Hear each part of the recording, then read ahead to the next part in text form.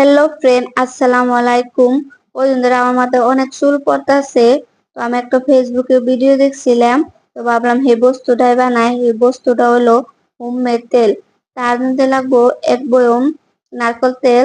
তো নারকেল তেল আমি কড়াইয়ের মধ্যে দিয়ে দিছি, তারপরে দিয়ে দিমু দুটা পেঁয়াজ কুচি, আদা কুচি, অ্যালোভেরা জেল, তারপরে কারি পাতা, পুদিনার পাতা, মেথি দানা, কালা জিরা আর তিসি। আমার কাছে এই উপকরণে আসাল বেশি আসাল না। তো আপনাদের কাছে থাকলে আরো দিতে পারেন, যেমন জবা ফুলের পাতা, জবা ফুল, আমলকি। আমার কাছে যা আসাল আমি তাই দিয়ে বানাইতেছি। তো এই মিশ্রণ গুলো ভালো করে ভাজা ভাজা করা লাগবো, জানি এনার সব মিশ্রণ গুলো তেলের মধ্যে ঢুকে যায়। তো এই তো আমার হোমমেড তেল রেডি। তো এনে আমি এখন বয়মের মধ্যে ভরে নিম, কাঁচের বয়মের মধ্যে।